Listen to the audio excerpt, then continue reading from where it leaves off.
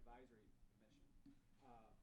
The time is 7:35. I call the meeting to order and ask everyone to stand for the Pledge of Allegiance. I pledge allegiance to the flag of the United States of America and to the republic for which it stands, one nation, under God, indivisible, with liberty and justice for all. Let's see. So 6 of us commissioners are here today. 3 are absent, but they are excused. Our vice chair, Dan Jaster, is on extended leave. He's working outside of his actual state right now for Ford Motor Company. So he's doing his best. He's looking in on these meetings afterwards via recording. So he's here with us in spirit in that aspect, and he will be returning with us too, which is great.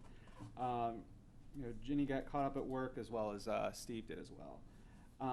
So with that being said, I'm going to do my best as far as the minutes over here, but if anyone else would be able to, help me take some notes, and so that way we can coordinate with Dan afterwards to make sure that we get these minutes done in a timely fashion, that'd be appreciated. So before you should have the agenda. Is there any additions or deletions to the agenda as presented?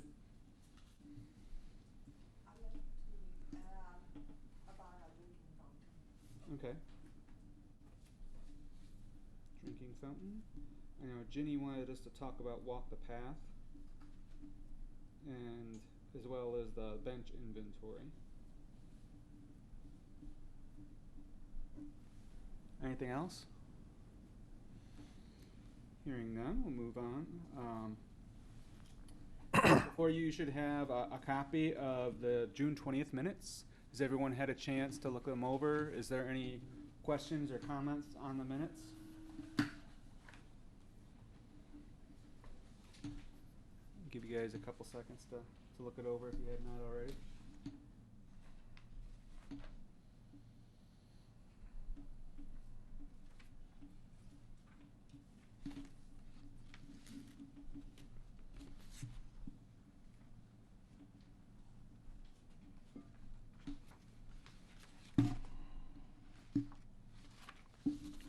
Brian? Yes. Number 8 on page 2. Yes. If the main idea is there, does grammar matter? There where nobody was hurt. I mean, I get it. Nobody was hurt or there was nobody hurt. Oh. So just grammar with turning it to nobody as opposed to nobody. Well, there were nobody was hurt. Oh, gotcha. So either nobody was hurt or there were no whatever. Gotcha. Yep. Nobody was hurt. Got it. 2C last line has the same kind of issues going. Nobody. Which one? 2C. 2C.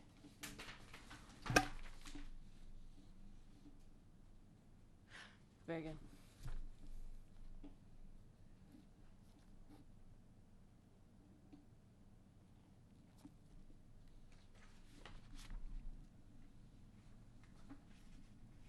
Thank you for those comments. Anything else? There's another one in similar case, number 8. There were nobody was hurt. So we're going to drop the there were. Okay, nobody. Okay. And number 9, I would indicate that Ferry Road has not closed. Doesn't make sense out of context, but I would prefer to have that revised to read Tittle acquisition on Ferry Road has not closed. Dan would have never known about that. That's a good. No. That's all I have.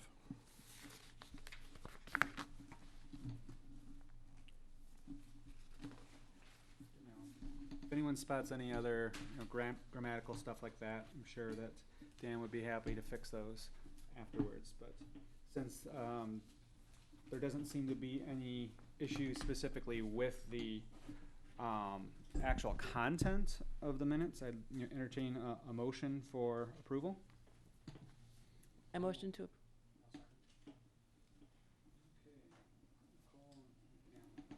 All in favor? Aye. Aye. Any opposed? Hearing none. move on. Thank you, everyone, and good job, Dan, if you're watching. Next on the agenda is open public comment. So if anybody has anything that they would like to discuss that's not specifically listed on this agenda over here, feel free to do so now. Okay, we have people in the audience, but they're here, looking, I think they're content with the agenda as is. So we will go right into our updates.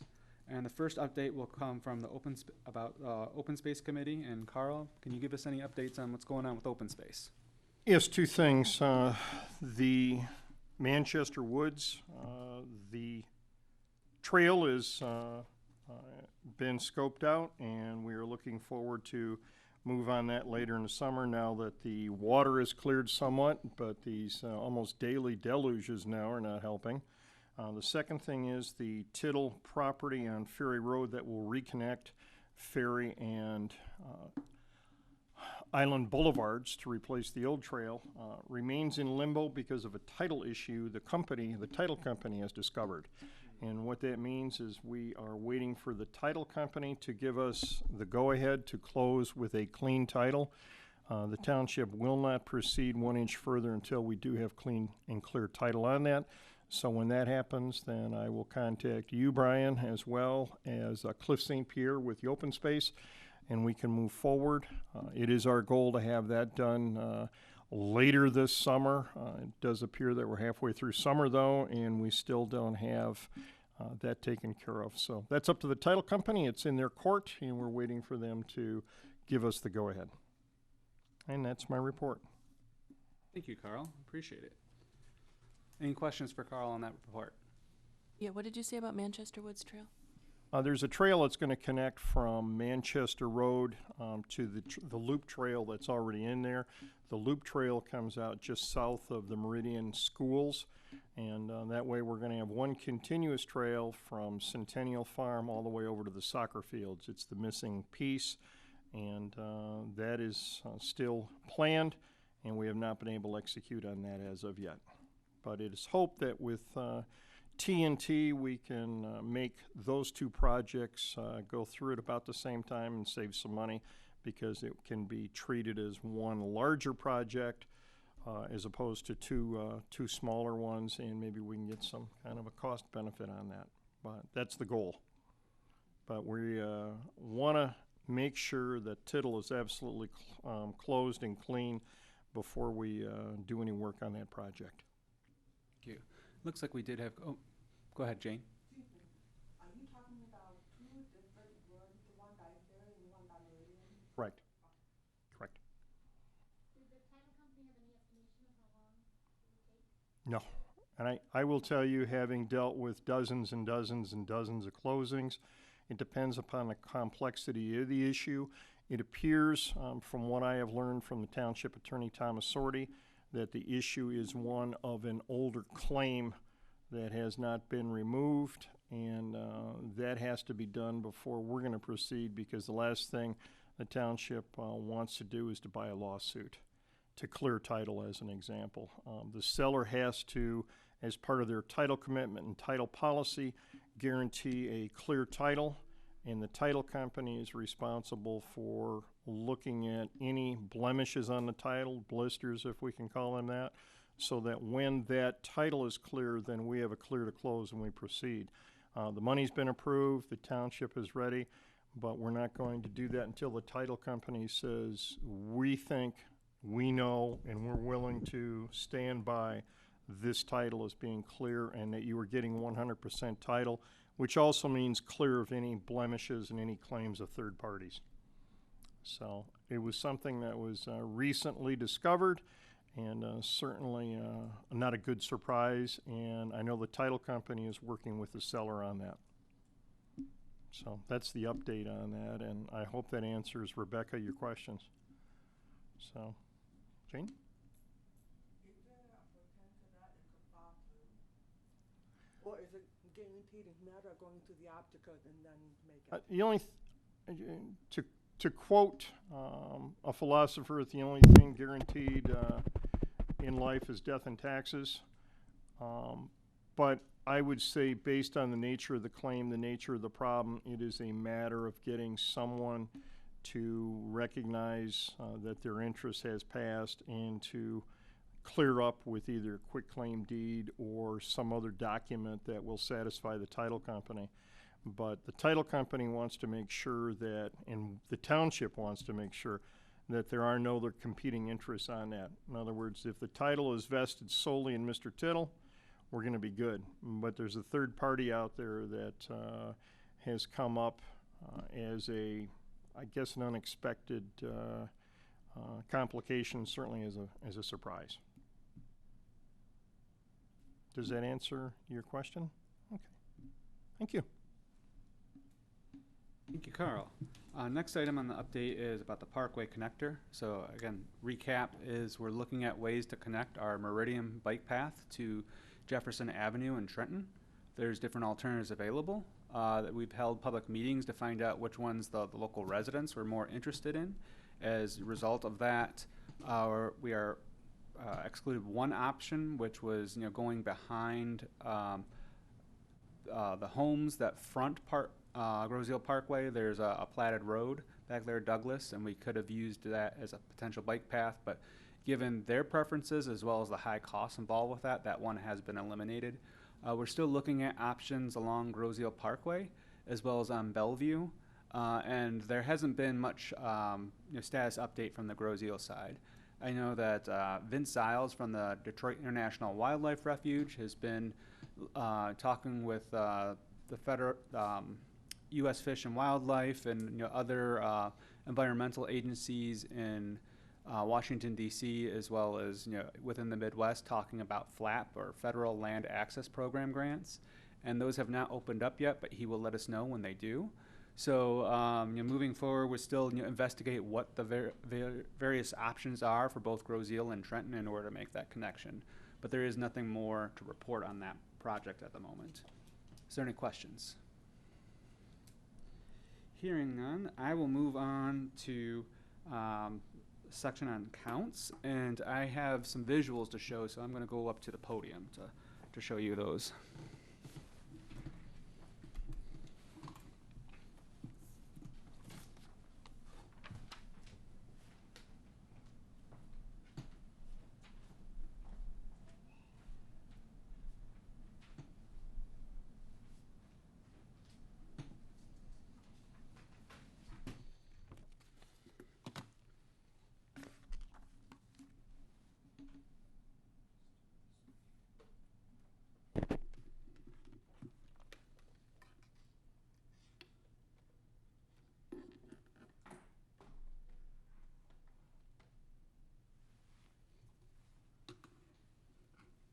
So all of my fellow commissioners should have access to the 2 counts that were taken on Groseal Parkway and Meridian at one intersection, and Bellevue and Meridian in the other.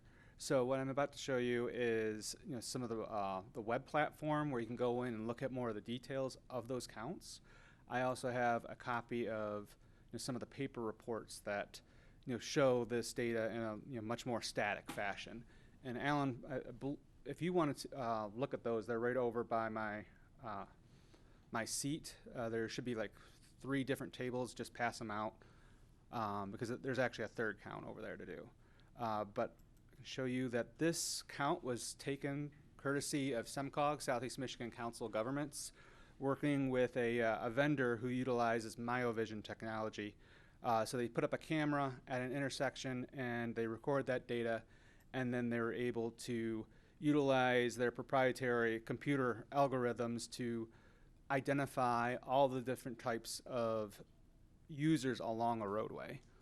So this example is showing Groseal Parkway and Meridian. Lets you know the actual date of the account. There was a 16-hour count in duration, so it went from 6 a.m. to 10 p.m. It gives the weather associated with that. For the data nerds out there, we have the peak hour factor up here at the top. But we have also a map that shows the location. And the first chart over here shows the vehicle classifications. So it shows you the total number of different users by hour, as well as fractions of the hour, and you can change these so that way that the chart best represents what you're specifically interested in. So just let everyone know that might not be able to read this, that we counted cars, light goods vehicles, single unit trucks, bicycles along the pathway, via like who crossed in the crosswalk, buses, what was identified as a bus, motorcycles, articulated trucks, pedestrians, which again you're on the pathway, and then bicyclists within the road.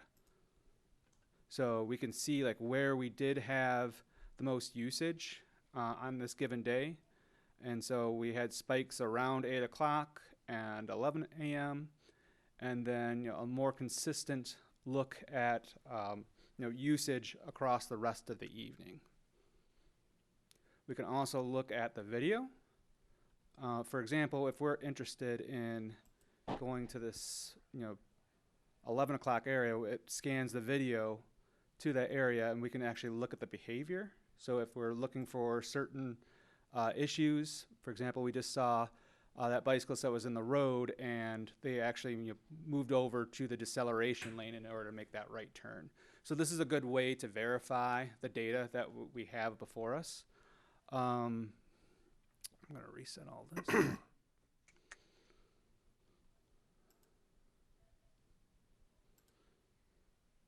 And we also have usage by turning movement. So you can look at it from the roadside as well as the crosswalks, and so you can see the directionality of users, whether they're going north or south along the pathway. So this data is available for download, where you can get an Excel spreadsheet or a PDF. So this would be useful, that we'll be able to give to our engineering consultants and township staff in order to look further in regards to any studies that we might be doing. And I forget the numbers off the top of my head, but I know that the spreadsheets are around there. So at some point, someone can let us know exactly how the number of bicycles and pedestrians that were at this intersection. I'll make mention as well is that in addition to Groseal Parkway, we have this for Meridian, and we have it for in Trenton at Jefferson and Groseal Parkway. And I won't show it, but what was really cool is when I was looking through the data is at one point I saw a huge spike within the number of bicyclists on road, and it was probably like 26 bicyclists like within a 15-minute period. And I was like, what is going on here? And so I was able to actually go to that video and look at, it was a bike club that was riding on the road, heading westbound on Groseal Parkway and then turning left onto Jefferson to go south. So it's pretty cool information to see that when people are doing that, and people that say that there's not many people out there walking and biking. It's like, well, this is the proof's in the pudding. So is there any questions specifically about these counts? Impressive report, though. Dog. No, we do not count dogs. If someone was interested in that, there are people that if you pay them enough, they will do that. I would say that through SEMCOG, they utilized this specific platform for certain uses because of the ease of and utility of the web platform, as well as the reliability of the data. But there was another vendor that got into, since they were manually looking at the videos that they set up, they were able to get more, like additional information about users. So for example, Jane, if a community was interested in knowing the percentage of dog walkers, they could actually do that. What we ended up doing, and I say we because I work for SEMCOG, in certain situations, we were looking at the usage of electric scooters in downtown Detroit, as well as in Ann Arbor. That was relatively new. It's something that this MyoVision technology could not identify. We're also looking at wrong way riding and helmet usage, as well as pedestrian crosswalk compliance. So are they walking along the marked crosswalks, or are they marking outside and kind of meandering through an intersection? So again, if you find the right vendor at the right price, you can get that information. So since And I apologize. Is there any other questions about counts? Okay. Hearing none, I'm going to move on to the second item, which does involve another quick presentation. And the reason why I do this in this case is because I'm a visual person. I like to see, especially like the numbers, especially if I just hear them in my head, my brain starts to hurt. So try to be empathetic to that when giving a presentation. It's like I kind of know this stuff, but some people, if I'm speaking too fast, might not be able to comprehend the numbers. So before it has a presentation where we're specifically talking about our maintenance budget and plan. So attached within the handouts and the emails, you should have a copy of what we were proposing for our maintenance budget for the fiscal year that started in March of this year. And we're looking to make sure that that was still correct. So earlier today, myself, John Hennessy, Steve Gravelin, met with John Kime as well as C.E. Rain's company to talk in more details about our maintenance budget and our maintenance plans and to see how we can make sure to sustain our bike path system, especially when it comes to asphalt maintenance. So, just a background for anyone that's not up on the known, we might ask, well, why do we need to have a maintenance budget? Well, there's three major things to look at. One is the user experience and aesthetics. So, we want to make sure we have, a beautiful bike path system that, people enjoy using. So we want to make sure that the grass is cut along the areas that aren't owned specifically by, homeowners. With public property, we want to make sure that grass is cut. We want to be able to sweep those paths to get rid of debris, get rid of the leaves, clean it so that way, there's no slipping and such, that just, again, it looks cleaner. As well as removing tree limbs from, trees that are encroaching on the pathway, or if there's tree limbs or trees that actually fall due to storms, we need to debrush the area and make sure that it's safe for people traveling. And additionally, we need to remove the snow because we know that there's a high number of people that are utilizing our paths all year long. So we want to be able to remove that snow, especially as quickly as possible, so that way it does not ice up, and so that way we can limit the amount of salt that we're putting out there and minimize slip and fall accidents. Additionally, we want to be able to increase safety. So, we've talked about the usage of signs in the proper places, enhancing our crosswalks through high visibility crosswalk markings, potentially in the future doing refuge islands or other things to enhance safety. All that costs money. It's not, we need to come up with it somewhere. And so, that would be one thing that we could use the maintenance budget for. And finally, probably equally as important is that we really want to be able to preserve our assets. So we need to do routine maintenance on the bridges as well as all of our asphalt paths. And there's things that you can do that are cheaper, that you do more often, and will keep the paths in good repair. And there's things that you do once those paths fall into disrepair that generally cost more money. So those are all reasons to have a maintenance budget. So a few years ago, we asked our township residents to pass a millage specifically for bike path maintenance. And that was 0.1489 mils, or basically 15 cents per $1,000 of home value. So, a $200,000 house generally pays about $15 per year in bike path maintenance. This generates, around $90,000 per year, and this millage expires in 2025. So it will generate, a little more than $450,000 over the remainder of the millage budget. So that's good. We do have some funds to work with. But there is a lot of costs involved with maintenance. So these are, as I mentioned before, some of the activities that fall into the basic maintenance category. So, working with John Kime, who works in our DPS department, he's the guy that's out there day in and day night making sure our paths are in tip-top shape. A lot of times we get the credit for it, but it's really him out there, busting his butt in order to make sure it's all good. We just provide him the tools in order to do that. So, working with him, he agreed that these are the costs involved with the various basic maintenance activities. So we're looking at approximately $56,000 a year in just basic maintenance. So that's the sweeping and cleaning, that's the mowing, that's the debrushing, that's winter maintenance, as well as taking care of the lawnmowers and such, all the equipment that's used to do the maintenance, that they break down over time, and so you have to do those small repairs. Additionally, we need to eventually purchase a new mower. We do have a mower that's on borrowed life right now, as well as we do have a backup mower that's also on borrowed life.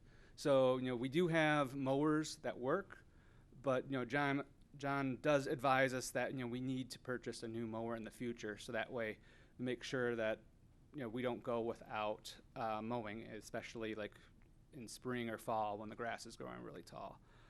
Additionally, we need to do bridge, by the way, so a mower costs approximately $10,000, and he said that would last 7 to 8 years. So I'm just putting in this budget, around $1,200, just to put on the side every year, so that way it's not a big surprise for like when we do have to purchase one in the future. But just keep that in mind too, as well. We're on borrowed life with this mower specifically, so we probably need to purchase one soon, and then we need to be budgeting in the future for the next one. Additionally, we need to do routine bridge staining. So Wes Pfeiffer has been in here multiple times to talk about the bridge maintenance, and he said that generally we need to spend $30,000 on staining our 3 bridges every 2 years. So that's approximately $15,000 a year that we should be budgeting for that. So that's where we get that $56,000. So that leaves us with about $37,000 to work with for the remainder of our budget. That includes any safety improvements we want to do. That includes all of our asphalt maintenance, and it includes those bridge repairs like we just approved recently, which were around $68,000. So overall, looking at our budget, looking at our trajectory, while we're very happy to have this budget, be able to have these monies, we advised for more in the past. We're working with the township board, and there was a different township board at that time, and they felt that the only thing that would be able to pass was a smaller millage. So that's what we got. We went with, we hedged our bet and just said we're going to go with what the sure thing rather than try to get more and end up with nothing. So we have the funds that we have, and then earlier this year, a subcommittee of BPAC as well as DPS and CE Rains went out and did a pathway assessment of our 10-mile bike path system and identified approximately 2.5 miles of priority segments that need various different types of maintenance treatments. So based on that, they identified the best case scenario around $326,000 in need just for that 2.5 miles. Worst case scenario, if you have to do full depth repairs on many of these sections rather than a shave and pave or other partial depth repairs, we're looking at close to $650,000. So the budget that we have is not making a dent in this. So eventually, we are going to go downhill, with our path system. Let me make sure I did that right. Yep. So one thing that was brought up is a basic asset management principle that funding maintenance should be the goal should be about 10% of the asset's value, and that should be done every year.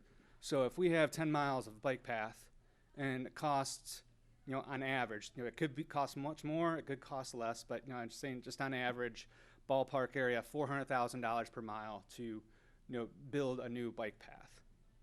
That's $4 million that our bike path system costs. And so theoretically, we should be at about $400,000 per year in maintenance in order to be able to do all the things that we want to do. So that being said, we have to work within our means right now. And so we have our $92,000 that we accrue each year. And we do have a balance from prior years that we did not spend, just because we've been involved with other activities, and so we didn't spend anything on maintenance in those years, except for the sweeping and the things that are much more routine. So we do have approximately $350,000 that we can spend on all of our activities. So we have $68,000 that we spent this year on the bridge staining and repairs, approximately $50,000 that we're doing in the routine activities. Each year, the township deducts about $2,000 in administrative expenses, which pays for township staff time, which pays for all the incidentals. So we're left with $230,000 for the rest of their budget. That's where we'd be looking at our signs and our path markings, which originally we budgeted for about $5,000, just, you know, a ballpark. We need, again, to, you know, look at a mower purchase, which is $10,000, and there might be other needs. So we need to, you know, determine how much money do we want to put into asphalt. And a big thing to think about is asset management. I apologize that the slide's a little dirty. It's the image I could find quickly enough to kind of get the idea out there that it's a lot cheaper to be actually working with good pavement and keeping it in good shape as opposed to letting stuff degrade and then trying to bring it back up into better repair. So the longer we wait, the more it's going to cost us. So if we say we only want to spend $50,000 this year, well, it's going to, you know, to do that same work in the future, it might cost, you know, $60,000 or $70,000 or $80,000. You know, there's an opportunity cost there. So, you know, I'm open to discussions, and, you know, this is just a conversation starter over here. But my personal thoughts is that we nix any like large costs that we do on signs or pavement markings, you know, that save that $5,000, because what good is it putting pavement markings down on pavement if we have to rip up that pavement? You know, obviously if there's safety things that we need to take care of, we take care of those, but, you know, again, try to minimize the budget involved with that.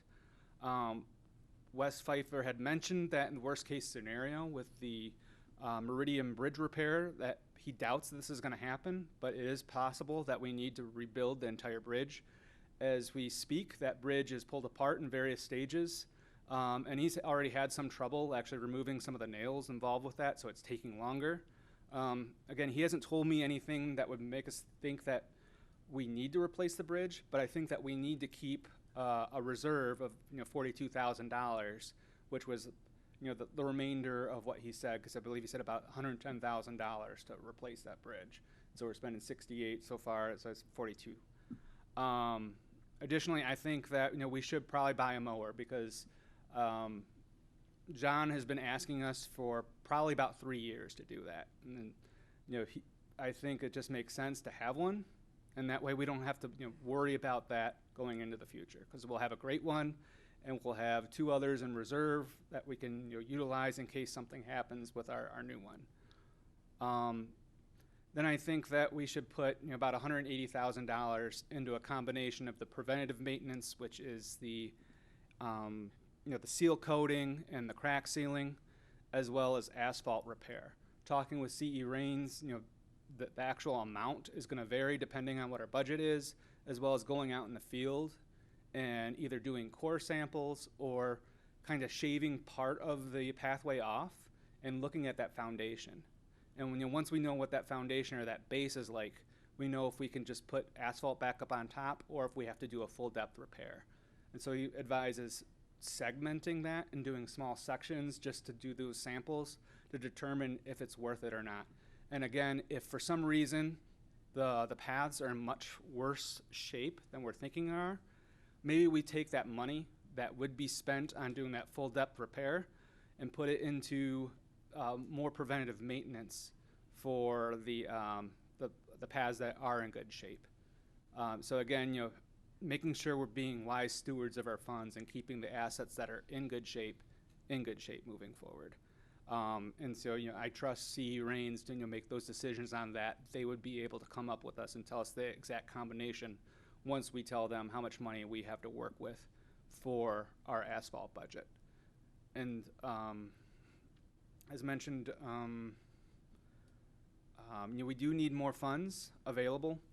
So I think that, you know, moving forward, that, you know, we should have a conversation with the township board to let them know about where we stand with things and, you know, what to expect if we are at the existing rate, and talk, you know, is there a possibility of getting an increased millage that could take care of, you know, much more of the things that we know need to be done, as well as some of the stuff that, you know, people would like to be done. If we go by the asset management principle, you know, we're talking about an actual millage rate that's 4 times its current rate. I don't know if that would work, but I think that's a good place to start. And again, you know, if we want and we know a lot of people are asking for new paths. Well, if that's the case, we don't have any money for that. So that would be the time to talk about, do we include any additional funds for new paths moving forward? So based on, any action that we do today, once we give a number to CE Rains, which we can do tomorrow, CE Rains will give that information to as part of the bid package. So that way the different vendors can give us the proposals on how much they think it costs. So CE Rains will be, look at those proposals and see if they're in line or not. And so it might take a little bit more time or not, but eventually, and hopefully by August 15th, they will have the proposals to share with us, and we can look at them and feel which of those proposals are best, if any, to recommend to the township board to take final action on these. Because we are advisory, we're a commission, we're an advisory body. When it comes to spending real money, the township board needs to make that action. We only recommend proposals to them. So if we recommend something, then it would go before the township board in late August, and then the maintenance activities could start in October. Additionally, it was recommended that we routinely every year assess the paths, and it'd be better to do that sooner rather than later. But we, it was talked that maybe we can do that in October, and that way we can get a better idea of what we want for our future budgets and start the solicitation process late this year or early next year, so that way we can get the best price for those bids. Because right now we're in a situation where we're competing with a lot of other people for asphalt work. There's a lot of parking lots that need to get done before school starts, as well as municipal properties that might be less used over the summer, as well as other people trying to get their work done before winter comes. So we might be potentially paying a premium by waiting this late. So it'd be good to get this in a routine where we assess it at a certain time of the year, and then late within the year, know what our priorities are, and put those advertisements out for bids for the future year. So with that, is there any questions? I'm sure there would be. Yes, Nicole. If you don't mind, the timeline slide that you were just on, can you go to the one right before it, please? What I'd like to do is I'll ask you like 5 or 6 quick questions, and then you can decide which ones are worth answering, because maybe. Okay. Okay, so the first one, the administrative expenses from the township. I'm not sure how those are determined. If they happen to be like a percentage of the millage, then maybe that's going to affect how much money we get. So I'm a little bit curious about that. Second one, we've got 2 backup mowers. Is there any advantage to waiting till one dies, as far as time? And the second one is, do they go on sale? Millage rate, I was wondering when is the vote, but it looks like you cleared that up with the December 2020 thing, not sure. You said a lot of people are asking for new paths. I hadn't heard that, but that's interesting to note, and if there's a source that can help drive some of our fundraising. And the last one is, so if the big question is all about paying for asphalt maintenance, if we don't get the millage, are there other income options, and do we have a role, like finding maybe a sponsor for a certain segment of the path or what have you? Are there other some goals? And do we have any timeline goals in mind? And maybe they're not all worth talking about, but thank you. Sure. I appreciate all the comments, and I'll try to answer them to the best of my ability over here. First, in regards to the administration costs, that's a number that was set by Ann Darzniak. I've not questioned it. I can ask about that, how that's specifically set, but I'm sure that there's a good reason for the costs that are involved. But I'm sure all of us would feel more comfortable with that knowledge to know what those are and if they are fixed or if they are a percentage of the millage budget. Brian, those are typically a percentage of the budget that the individual commission or advisory board has. If you look at DPS, if you look at some of the other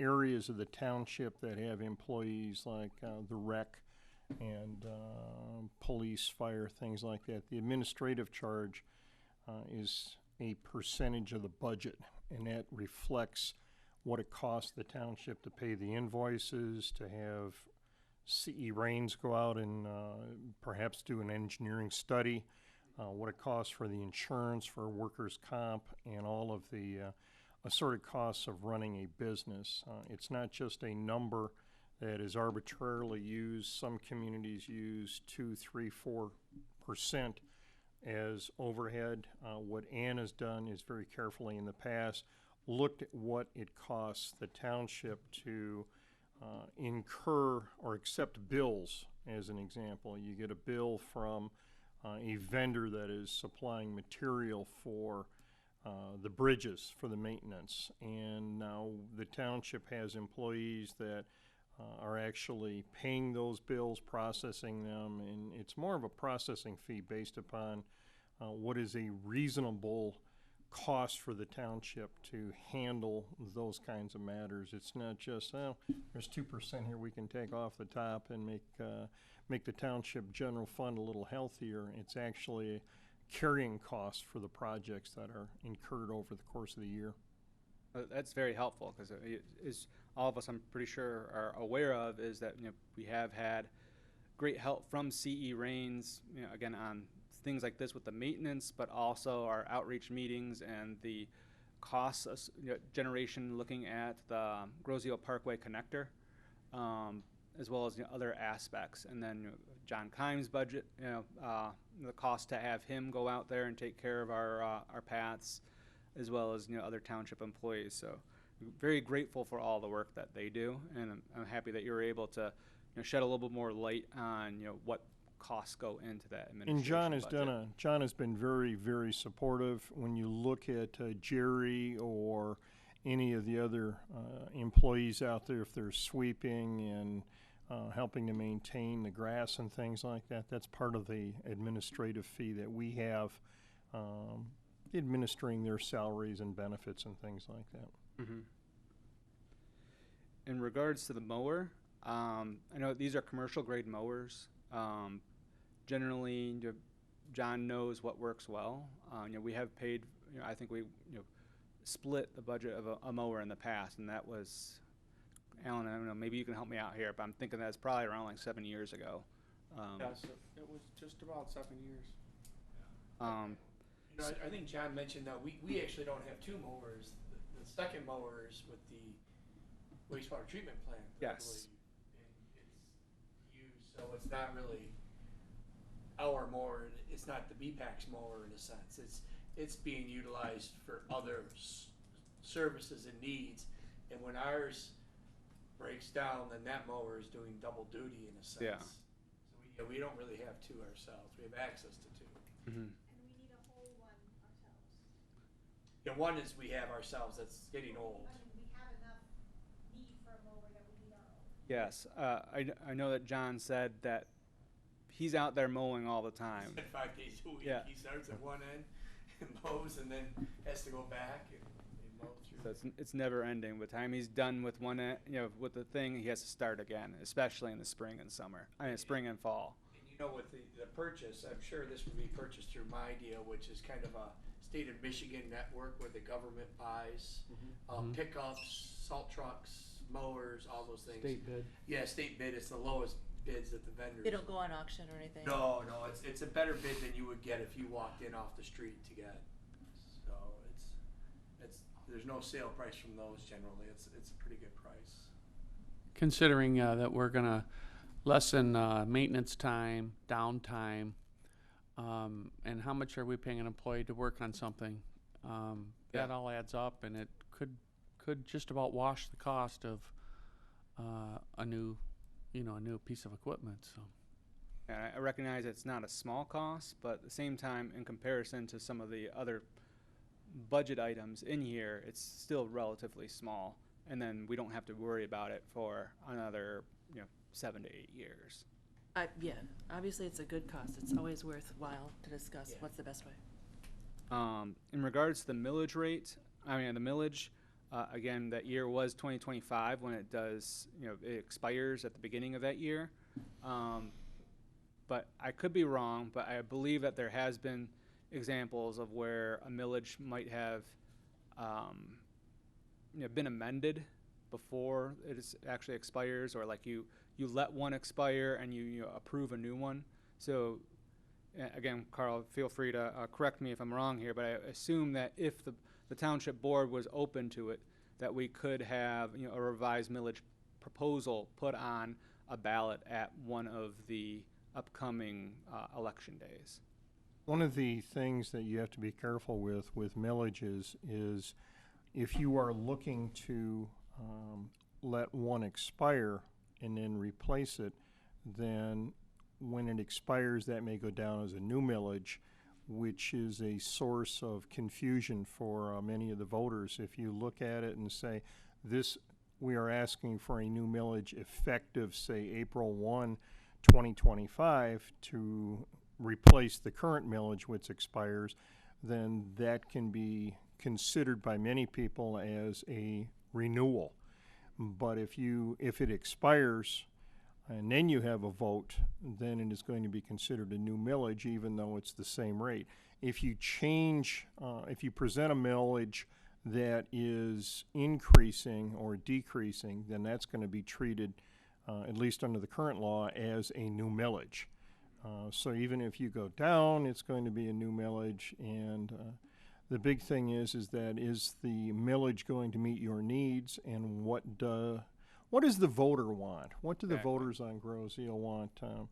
I have noted since I've moved my office down here to the airport, I see people on the bike path walking their dogs, riding their bikes every day. So I think it's a balancing act between what makes sense and what we can afford, and the millage is the litmus test on that. So if you increase the millage, it's going to be considered a new millage. If you vote on the millage after it's expired, it's going to be termed as a new millage. If you vote on a millage for a renewal before the expiration, then it's less confusing for the public. Aside from the naming of renewal versus new millage, is there anything associated with that there's certain rules with an old millage versus a new millage? Well, we're looking at what is going to happen in the next 5 years, and Brian, I don't know that anybody can say with any degree of certainty what the requirements are going to be, but it's been very consistent throughout the years that you propose language, the township attorney is given a task. We need to have a millage that'll produce this kind of revenue, and the township board may, as an example, approve language, or the township attorney approves language to put on the ballot. And that's carefully structured, and it's reviewed by the state board, and they will look at it and say, all right, this either makes sense or it's confusing and gets rejected. The biggest part of a millage, though, is being able to educate the public as to the benefits of that and why you need a millage. When we did a 1 mil increase for the police department about 8 years ago, there was a committee that was formed to be able to explain that to the public. This is what we are doing and why. And that had a 73-27% passage rate, but it's a matter of getting people to understand. 1/10 of a mil, or even 15% of a mil is a number that is still produces a lot of revenue, but it's a lot different than a 1 mil for public safety or anything else. Not trying to compare those, but as you said, 15 cents is a lot different than asking for $1 or $1.25 per thousand, something like that. It might be off topic, but you're talking about trying to get a new lawnmower, a lot of grass. Is there a way we can change to maybe landscaping to prevent mowing the lawn all the time? Anything's possible. I've potentially looked into it a little bit myself, just at a concept level, just because of the nature of the work that I do.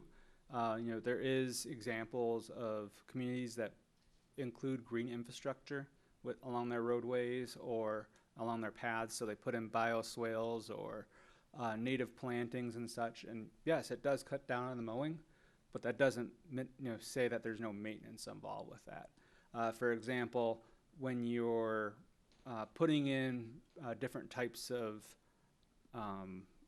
green infrastructure, first of all, there's a cost associated with actually creating that swale, so digging it up, then making sure that you have appropriate infrastructure underneath to handle any water, for example, that doesn't get mitigated by that specific project. Then you have the soils involved with that, making sure those soils are not contaminated with weed seeds.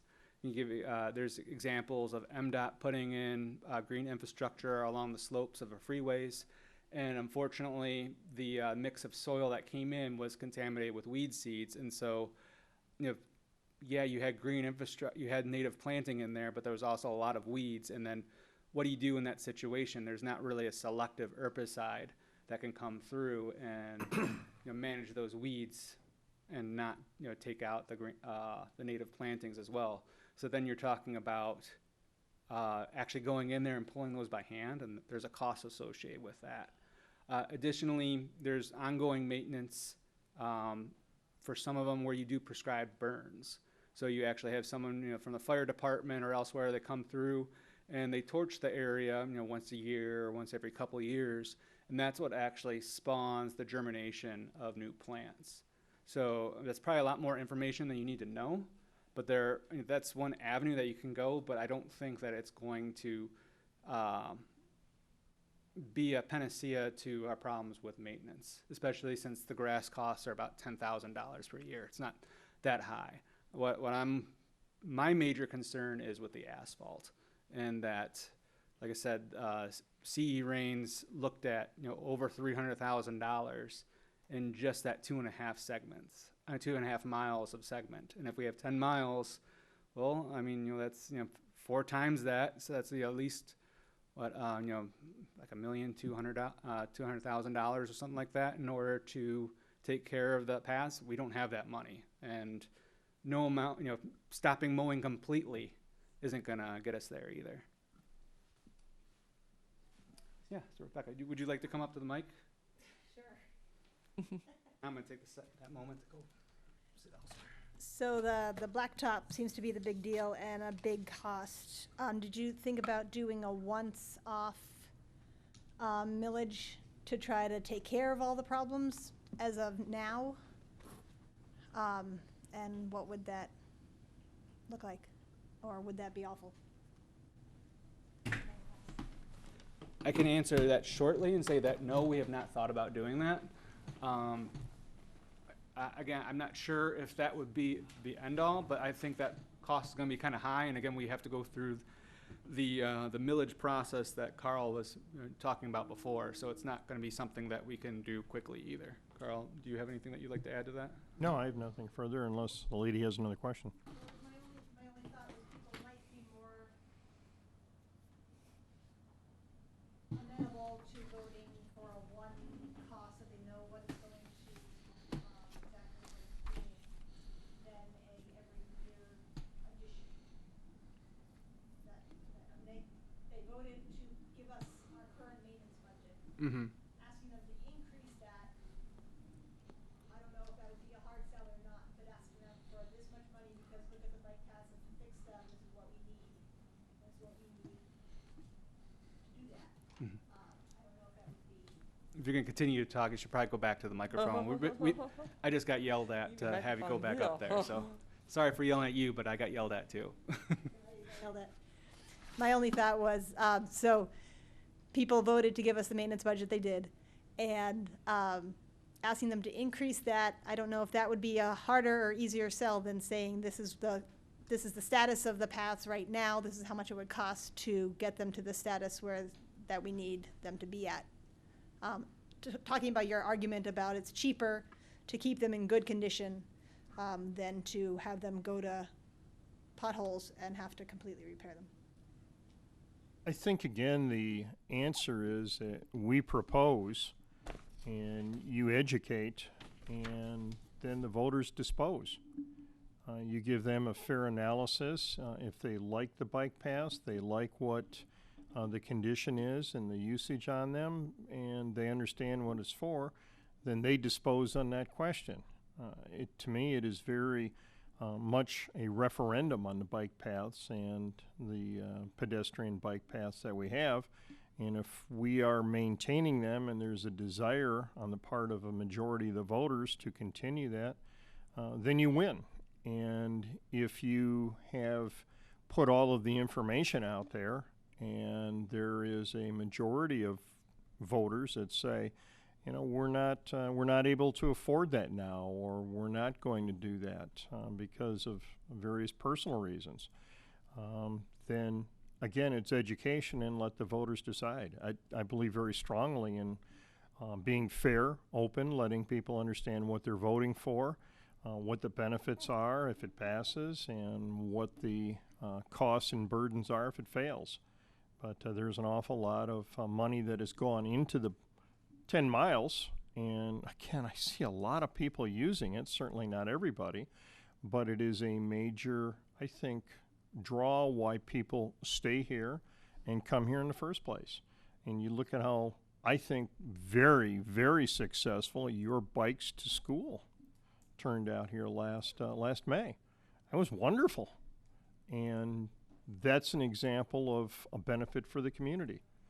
And you have, I think it was about 5 months ago, came to the podium and asked how we could get a bike path from the northern part of, I'm going to go with Horse Mill in that area, and make it safe for the kids to come to school.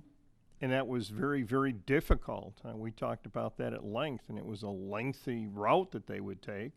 And Church Road is just a terrible route for anybody to try and bike at any point. So at some point, the voters look at it, and we propose, and they dispose. One other thing that has been mentioned, but I don't think that, I'm not sure how if we'd be in favorable of it or not, and I tend to think that we wouldn't, is, doing a bond where, you get the money up front in order to take care of it, but then, you have to pay the bond back with interest. So in the end, you're actually, paying more for the same services. And, again, given what our budget is and that we're only getting additional $90,000 per year, I'm not sure how much more that's going to help. I mean, it's something to entertain. But as Carl had already mentioned, I think we need to, first educate ourselves and educate our township board, and then, figure out what are the different alternatives and then propose it out. So, I apologize for taking so much time on this, but it was more of a shock to me to look at it, to realize how little we had to fund. So I wanted to specifically set some time for that. But what I do need from the board, from our commission tonight, is a conversation about how comfortable are we spending down the balance that we do have in order to do more work this year versus do more in the future. So as I mentioned, we have like $200 and something thousand in reserve, and I was proposing about $180,000 that we could spend without affecting the other activities.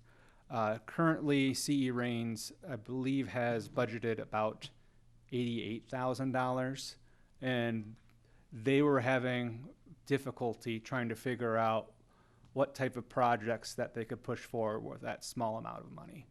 So that being said, I wanted to see, first of all, how comfortable you are with either spending that $88,000 side or going up to $180,000 and having much less in reserves, but we still have, approximately $30,000 that could be spent each year on other activities besides that basic maintenance and things I talked about. And John, I'm not sure if there's anything that you would like to add to the conversation, since you were a part of the CE Rains discussion this afternoon. No, I think that summarizes it very well. I mean, me personally, even though as Sohail mentioned, we're a little bit at the tail end of the bid process, so to speak, for the construction season, I still think it's worthwhile spending the $180,000 versus the $88,000 just to try to preserve the roads and the structural integrity of the paths as much as we can. And I do think that I think a lot of people feel that the millage is pretty low, and I think they would be supportive of a higher millage, but education is really the key, and demonstrating that there's been good stewardship of the previous millage, which there has been. I think those are two of the things that we'll have to strike out at that, you know, and bonding is really usually done for communities, candidly, that struggle a little bit financially, don't have the millage cap to actually do it, because you have to get a bond council involved, and then all of those things, and it gets, or they're substantially large projects like the infrastructure project we did for the wastewater sewer system. You know, that's when bonding is really found its appropriate home, you know. But I think the way we're going about it is, you know, we don't have as much money as we'd like. It's like anything, our needs are greater than our capabilities, but I think we should spend more money though, and I think that was Ohio's recommendation as well. Mm-hmm. I believe John was saying the same thing as well. Yeah, John Kine, yes. Yeah, and he basically said, you know, if we don't spend the money this year, you know, we're going to start losing our bike path system. And so to me, I think that we're better off spending more money now, and then, you know, dealing with what we have, and, you know, we have less in reserve. So I think that's more to, you know, again, educate people on the need for, you know, either a supplemental millage or, you know, something else in the future. But we can cross that road when it comes. And, you know, to me, you know, I'd much rather, you know, spend more money now in order to make sure that we preserve that stuff. So, Alan, how do you feel about it? I think that letting the public decide whether this is an asset in our community is something we need to do. I think it's held in high regard by everybody who lives here. It adds value to our home. It adds value to our quality of life. And to think that they wouldn't support it would shock me. I really think that we have the public support. Our obligation will be to educate them and let them make a decision. Carl, how do you feel? Anything you'd like to add? I think the question ultimately is, are we going to save money by spending $180,000 now, or 2 years from now, or 3 years from now, or 5 years from now, as your chart showed, we're going to be spending an awful lot more money to get back to where we are today. And what concerns me on your chart, we were looking at maintenance there. You can defer maintenance during tough times, and it may make sense to do that. But if you're deferring spending $1 today so that you spend $2 in 3 years from now, that's not deferring maintenance. That's a bad business decision. And if Ohio and CE Rains have an ability to convince us that this is a savings to preserve what we have, then that makes all the sense in the world. And I would emphasize that there's nothing I heard from CE Rains or Ohio today that said we're looking to expand the bike path. We're just looking to preserve what we have. So if we have already gone ahead and spent the money, I think we certainly have a moral obligation on this board to preserve it. And if that means we spend $100,000 or $180,000 now, as opposed to another much larger number in the future, the business decision is to protect what you have, marshal, and preserve. And I would like to have CE Rains confirm that's what we should do. They're the experts, and if they've come out and said spend $180,000 now, or you can pay me $300,000 in 2 years, or $400,000 in 3 years, that's something. If it's the same number, $180,000 in 2 years or 3 years, then that's entirely different. But what I'm understanding is Ohio and CE Rain said we need to do something now. So I would be in favor of saving money for the future by spending what we have today to preserve what we built yesterday. And for the record, we have actually been unofficially deferring maintenance for a few years already, because, you know, we didn't have much of a budget. We got the millage taken care of. We had a lot of turnover, both at the Township Liaison level as well as on this commission. and then we missed the window last year for trying to get some stuff done. So I would say easily it's been 1 to 2 years that we've deferred already, and so I'd prefer to try to catch up and not go farther. But thank you for that information. One other thing I would consider is if there is any resources out there that are other than tax dollars, if we can find any of the grants or any of the other monies from the state or the federal that we have to apply for and justify, I would like to see that so that the taxpayers here aren't bearing the direct burden. We're all taxpayers, and whether it's state or federal money, it comes out of our wallets or purses at the on April 15th. And I would like to see that if we are getting our fair share, or if there's other money out there, let's see if we can tap some of those sources. That would be my only caveat. Duly noted, and make mention that we would always be looking for those funding sources. Good. Yes, I'm in favor of spending as much as we have on all the asphalt, because it's a priority. Thank you. Jane. Yeah, couple of things. Okay, my turn. One, we have the budget. I've seen other companies saving the money, put it away. This is all we can do. We're kind of like teasing the community. Oh, we have the money, but we can't use it. Show them what we have, and I think it'd be a good idea, like a teaser. Give them maybe so many yards of brand new path. People, nice and smooth. Ooh, I can't wait to see the new one. So if we give them a little breadcrumb, and they're going to say, oh, I like it. Well, if you like it, we need to have more money. So you need to tease them, and maybe they can give us more money. Ooh. I forgot. Carl was saying something about budgeting and stuff. An idea is, if we can figure out how much will it cost, say, 10 yards, it'll cost, about on top of your head, how much cost maybe 10 yards? If you really have a brand new one, let's say it's about $10,000 for 10 yards, for example. Have a company or a family sponsor. 10 yards sponsored by so-and-so, and have a really pretty sign, maybe a little library. Sponsorship. But yes, please do spend the money so we can preserve what we have before it falls apart and people move off the island because of better roads and better paths.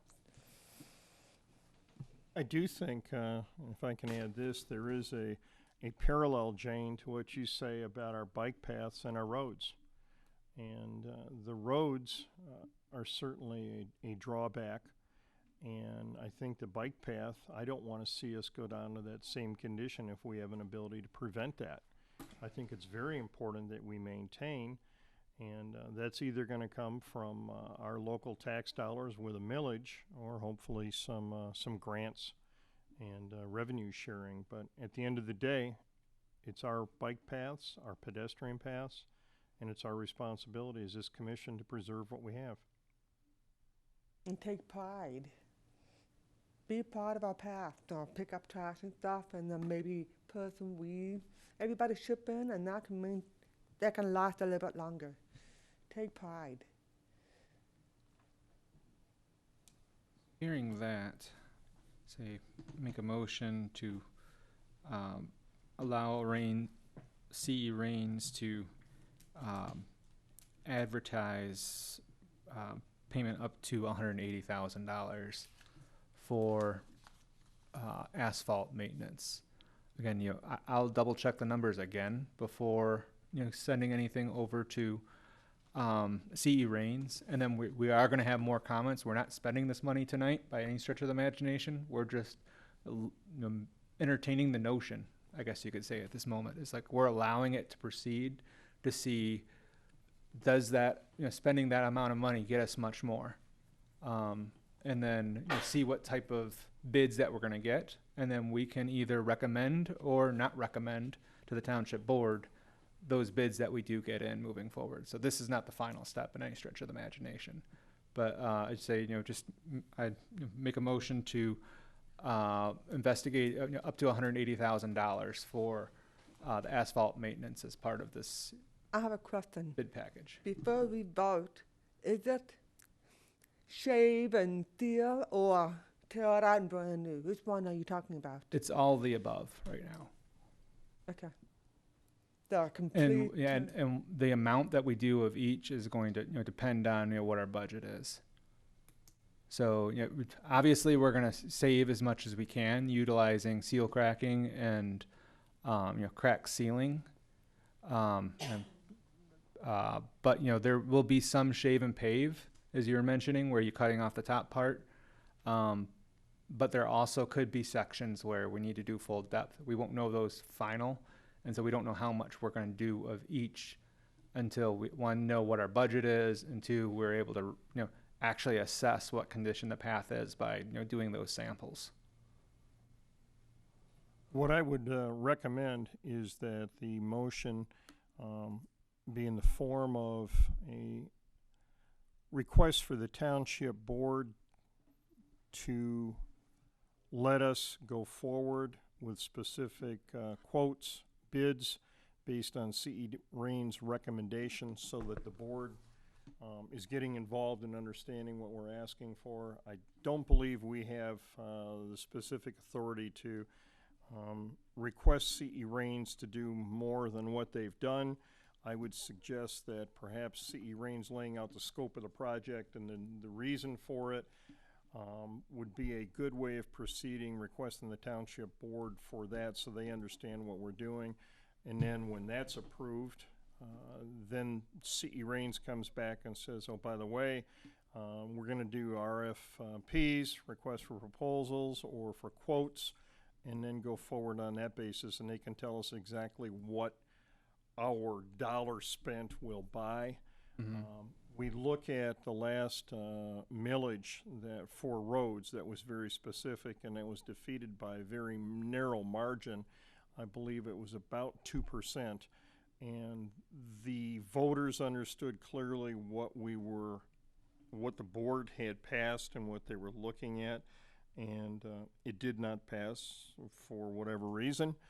But I think the board needs to know what exactly we are proposing, what kind of action, maintenance, and have CE Rains tell them and tell us, hey, you need this section across from the Girls Hill Golf and Country Club that needs to be torn up and replaced. You've got this extension from Bridge Road to a net that needs to be, or Voight rather, that needs to be sealed again.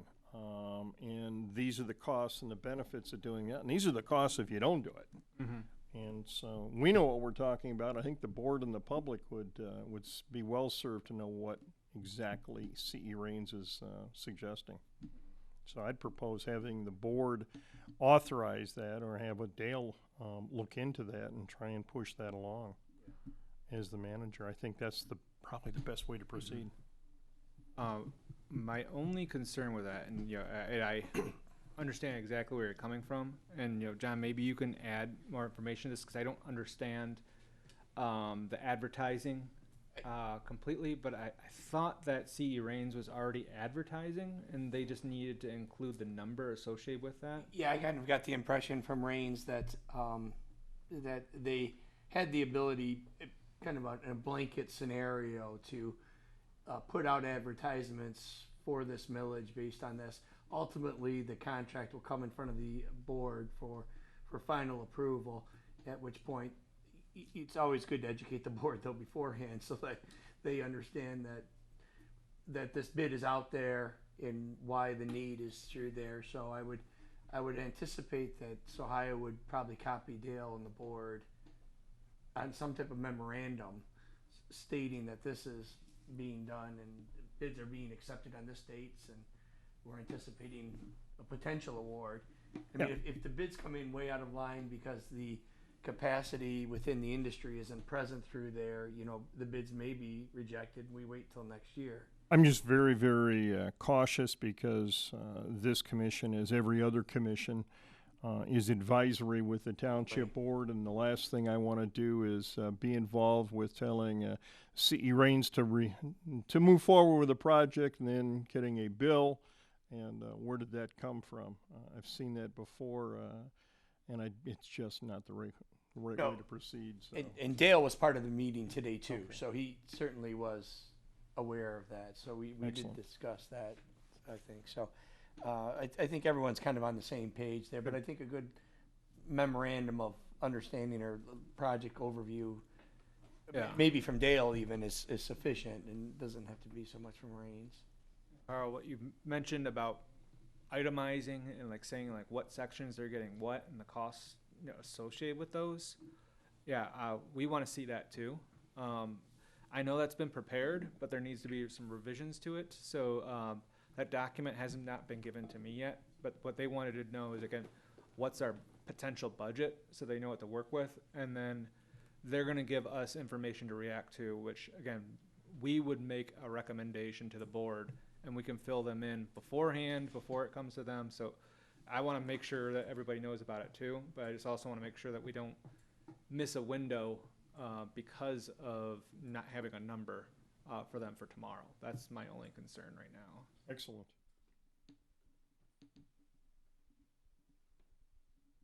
Okay. If there's not any more comments, again, I'll make a motion to have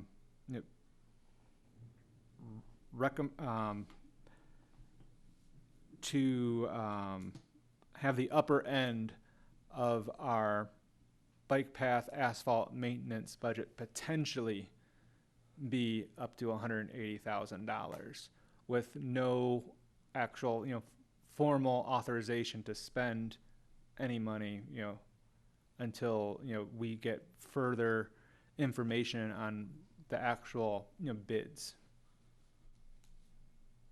And hopefully I can go back and you could I support that.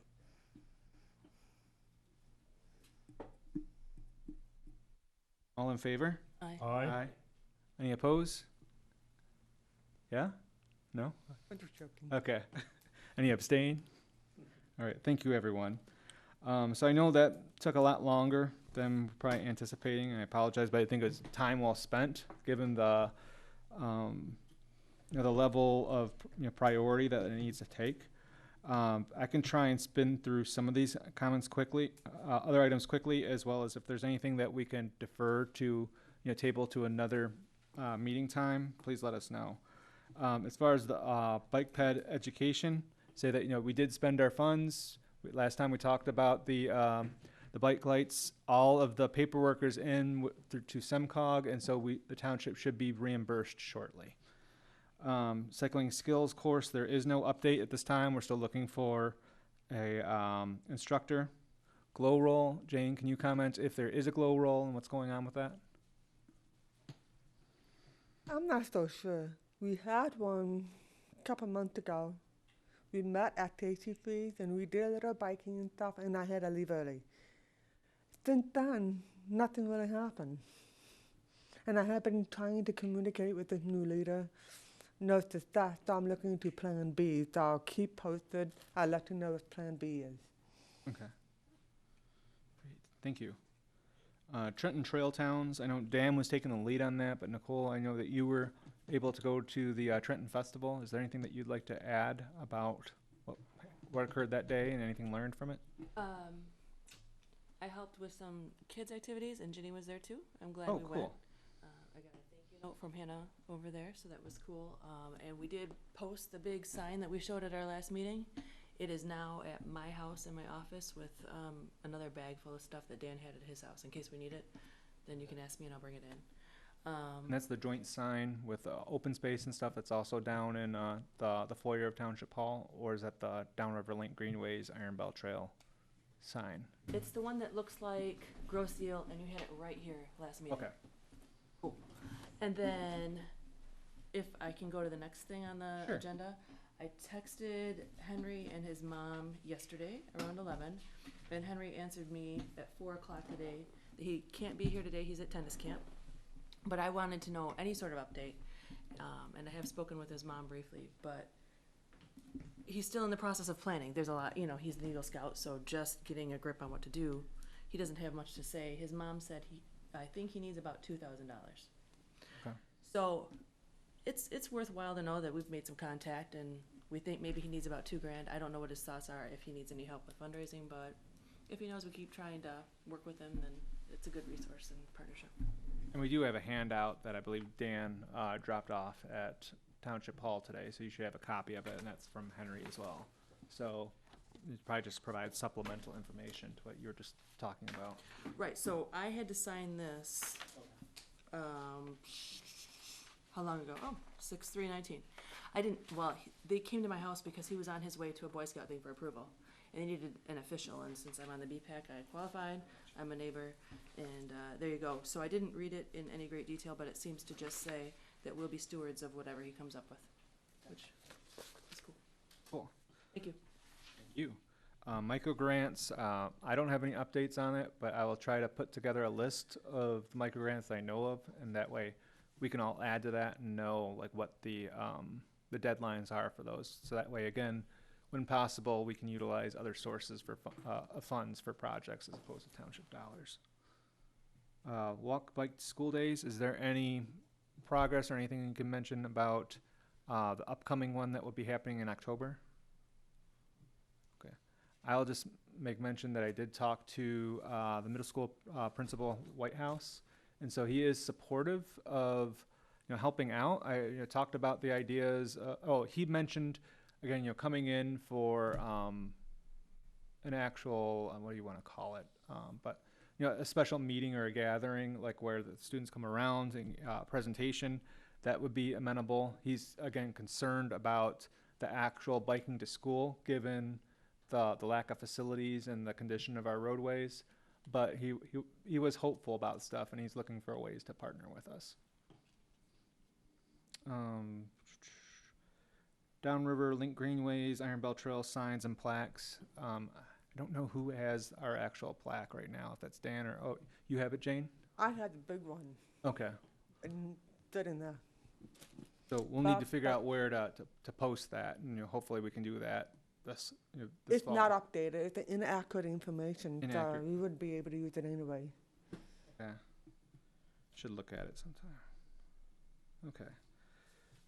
With that, we do have on the agenda about bike path signage. Carl and Nicole, is there anything that you'd like to update based on your actions over the past month? Carl spoke with me about going through the township, and I believe the roads were mostly Grow and Meridian along the established bike paths, so we could count how many actual stop signs there are at crossings of the bike path over roads. So I rode shotgun with the map he brought and marked, here are the signs and here are garbage cans and here are benches. So we've got a decent map, which Carl was not able to bring because of his schedule today. However, his plan is to get you one of those so that we have that as a resource. Okay, Thank you. great. I would go further. I've provided a copy to Township Manager Ream. He has a copy of it, and he is understanding the need for uniformity. And it is my hope that Brian, you and I and Nicole could meet with Dale on Thursday at around 5 o'clock, and I'm going to contact him tomorrow to see if that can happen. We can then follow up and see if there is a way to order signs expeditiously so that we have uniformity along the trail. I did find it rather difficult to believe, but Nicole and I went out and spent about an hour and a half covering every bit of the trails, taking careful notes. And the next day on my way to work, I stopped for the stop sign at Grow Road in Meridian, and I had some biker that just blew right through that, completely ignored the sign, probably late 20s, early 30s, and it just drove home the idea, the need for safety on these paths. And it was an adult, and I had higher expectations, but that is something that we're working on, and if we can make it uniform, then hopefully we can have everybody bike safely. Thank you. So if we can possibly meet Thursday around 5 o'clock, I think that would work out well. Nicole, you've indicated you're available. And Brian, if you can do that, I'll see if we can get Dale to get on board. And to be clear, I'm only there to interpret my notes. I have no opinions. Your interpretation is necessary. Okay. Thank you. So that leaves us to the Township Board Liaison Report. Is there anything else that you'd like to mention from the Township Board? Well, I just wanted to indicate that, again, the Tittle acquisition is in process. The Township Board did approve the maintenance contract as recommended by this commission. And as you noted, Brian, the work is underway. They're filling up a trailer with boards today. I saw that were being tossed in there on the bridge right across from Meridian School. So we are underway with that, and hopefully that'll be done by the end of summer before school. That concludes my report. Thank you. For the chair's report, I make mention that there is the West Jefferson Corridor Committee. I will be representing SEMCOG on that, so I will report back here to let you know what's been going on with that. If there is not a Grosio representative, I know that Dan had volunteered to be a part of that, but again, with him being out of town, he might not be there for for some time. But basically, communities are looking to get together with Wayne County and talk about challenges with developing bicycle and pedestrian infrastructure within the West Jefferson corridor related to the Iron Bell Trail. So hopefully we'll have an outcome with that, so that we'll see a more consistent treatment from Trenton all the way to Wyandotte. Other thing I just mentioned is that will be another transportation alternatives program deadline coming up in October. I believe it's like October 15th. That will be both a SEMCOG deadline for fiscal year 2022. 2021 and 2022. It will be a 2-year call this time, and it's an abbreviated cycle in regards to, we just approved the fiscal year 2020 projects, but we're doing this so that way all communities will have more time for planning moving forward. So if we are interested in applying for transportation alternatives program, that would be a good goal, is to have everything in order. I'd say probably in mid to late September in order to fill out that application and have it in by October. That concludes my report.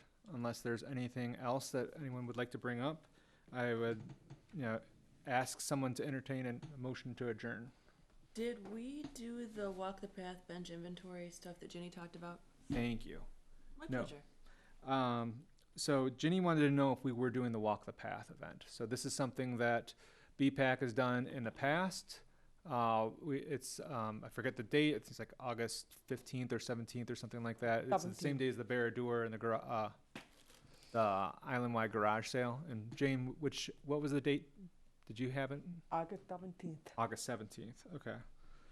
In the past, we have had music there and hot dogs and such. I think it's a great opportunity. I'm just worried a little bit about our capacity, and especially of how late in the game it is here. So unless somebody is willing to run with this, I think it's something that we probably shouldn't move forward with this year. I don't know if anybody is interested in volunteering for that, or if there's a difference of opinion. If not, I'll let Jenny know. Hearing none. Cool. Other things she wanted to bring up was about the bench inventory, and she's been trying to do that for a while, but she's been busy. But it sounded like Nicole and Carl started marking the locations of those benches already. So I think she was going to be looking at condition as well as if it had a slab or not. I will share in the future that we do have a map online that does have some of those locations and some of it, so we can compare your notes to what's there, and then give that information to Ginny, so that way she can update it. Okay, with that, can anyone entertain a motion to adjourn? I'll make motion. Alan? Yeah, I'll support. All in favor? Aye. Aye. Unanimous. Thank you, everyone. We close this meeting at 9:04 p.m. Everyone walk, bike, drive safe.